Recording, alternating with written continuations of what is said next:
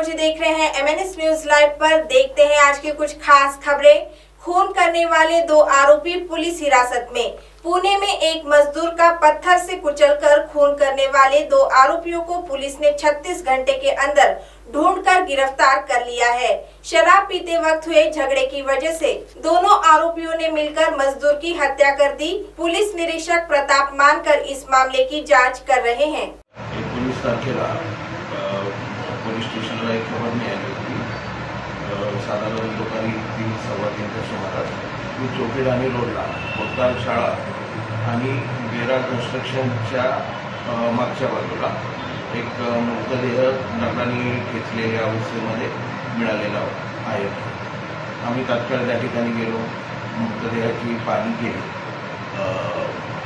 मृतदेहातून त्या इसमाचा चेहरा दगडाने ठेचून त्याचा खून करण्यात आलेला होता आणि एक लेबर टाईप साधारण त्याचा पेहराव होता।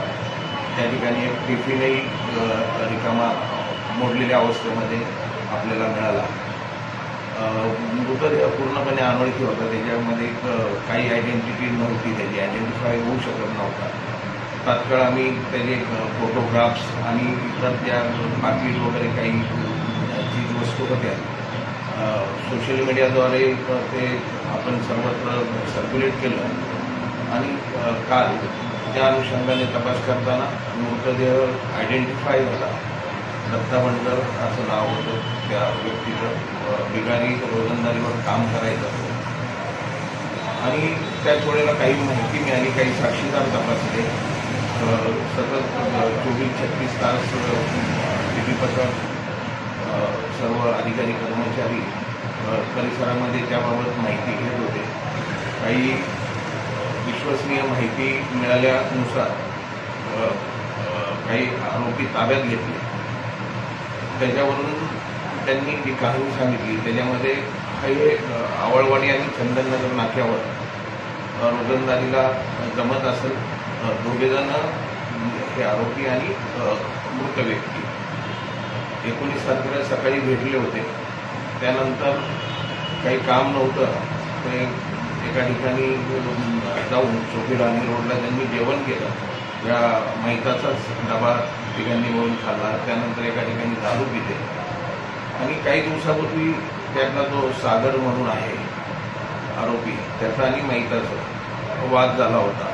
तो वाद परत त्या दोघांचा तिथं होऊ लागला आणि त्यानंतर दुसरा जो बालाजी आणि सागर यांनी त्या मयत व्यक्तीला मारहाण चालू केली। सुरुवातीला हाताने झालं आणि त्यानंतर जो टिफिन होता, डबा होता माहिताचा, तो सुद्धा त्याला डोक्यावर मारला। त्यानंतर पडल्यानंतर त्यांनी त्याच्या डोक्यामध्ये दगड घालून त्याचा खून केला आणि तिथं बाजूच्या साडीमध्ये त्याला टाकून दिलं होतं। दोघांनी गुन्हा कबूल केलेला आहे आणि त्यांना पोलिसांनी अटक केलेली आहे।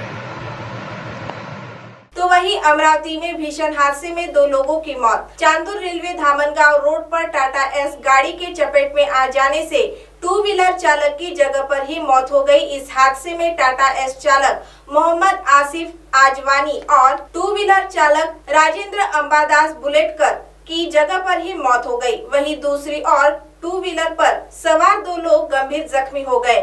चांदूर रेल्वे पुलिस हादसे की आगे की जांच कर रही है।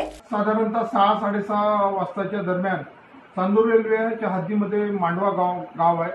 मांडव्यापासून साधारणतः अर्धा किलोमीटर अंतरावर एक टाटा एस ही धामणगाववरून चांदूर रेल्वेला येत होती। ती गाडी भरधाव वेगाने होती। ती गाडी कंट्रोल न झाल्यामुळे ती रॉंग साईडला आली। त्याच वेळेस एक मोटरसायकल जी चांदूर रेल्वेने धामणगावला जात होती, ती मोटरसायकल त्या टाटा एसवर आदळली आणि अगदी 2 मिनिटाच्या अंतरावर दुसरी एक मोटरसायकल आली आणि ती पण फास्ट होती। ती गाडी ड्रायव्हरचा काच फोडून आतमध्ये कॅबिनमध्ये घुसली। अशा प्रकारे विचित्र अपघात झालेला आहे।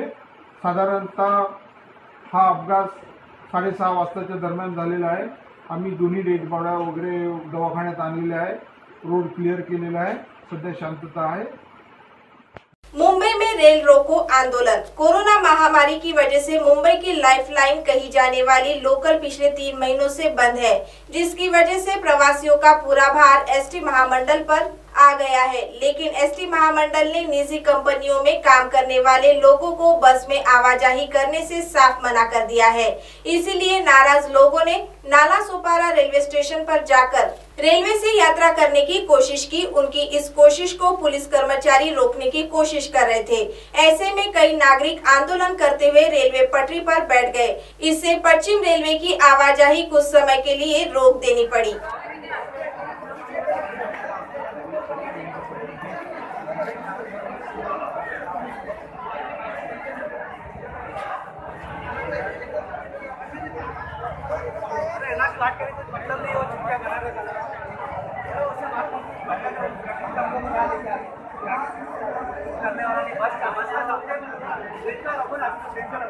अब आप हमारे चैनल को ऐप पर भी देख सकते हैं। प्ले स्टोर में जाकर MNS हिंदी लिखें और ऐप डाउनलोड करें।